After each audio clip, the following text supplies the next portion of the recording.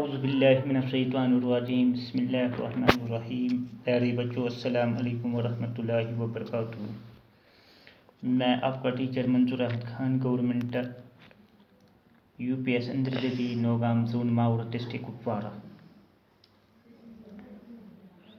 آج 13 اگست 2020 عیسوی ویروار، چہارم جماعت کے بچوں کے لیے اردو کی نصابی کتاب سے ماخوذ سبق سچا انصاف پیش کرنے جا رہا ہے۔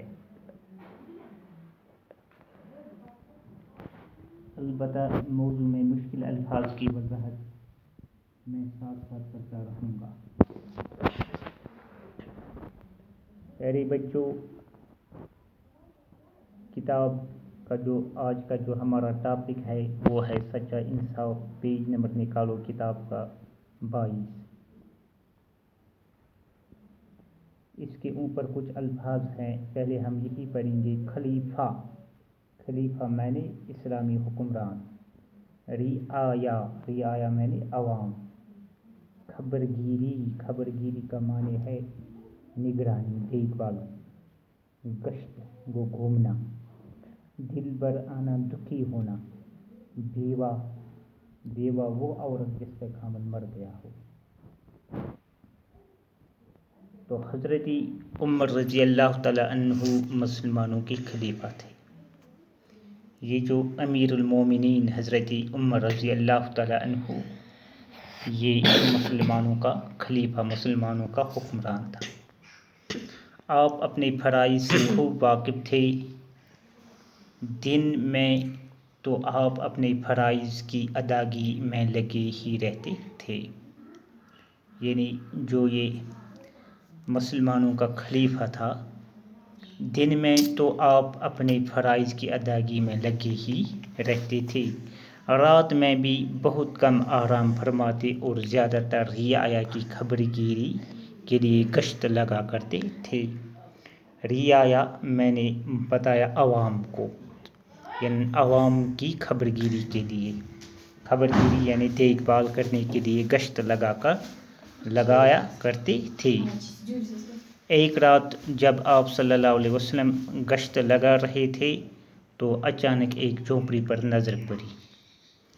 ایک رات جب آپ رضی اللہ تعالیٰ عنہ گشت لگا رہے تھے تو اچانک ایک جھونپڑی پر نظر پڑی۔ ایک کس پر نظر پڑی؟ جھونپڑی پر۔ دیکھا کہ ایک عورت چولہا جلائی بیٹھی ہے۔ انہوں نے دیکھا کہ یہ عورت چولہا جلائی بیٹھی ہے، چولہا جلا رہا ہے۔ اس کے بچے رو رہے ہیں، اس کے نزدیک جو اس کے بچے ہیں وہ رو رہے تھے۔ عورت انہیں بہلا رہی ہے، عورت انہیں بہلا رہی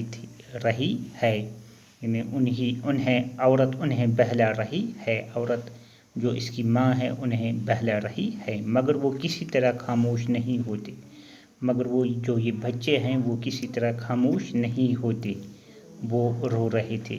بچوں کو روتا بھلکتا دیکھ کر حضرت عمر رضی اللہ تعالیٰ عنہ کا دل بھر آیا۔ دل بھر آنا یعنی دکھی ہونا۔ آپ صلی اللہ علیہ وسلم قریب گئے، دیر تک دیکھتے رہے، مگر آپ کی سمجھ میں نہ آیا کہ ماجرا کیا ہے۔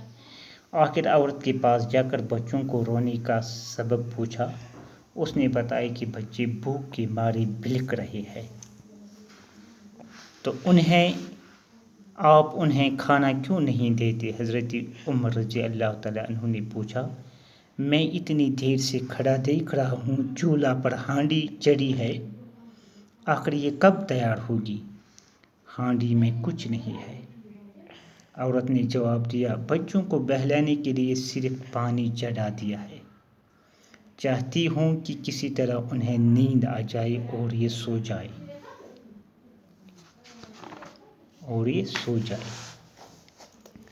حضرت عمر رضی اللہ تعالیٰ عنہ نے دیکھا تو واقعی ہانڈی میں صرف پانی اور کچھ کنکریاں تھیں۔ کنکریاں کس کو بولتے ہیں؟ یعنی کشمیری میں کئی پھلیں۔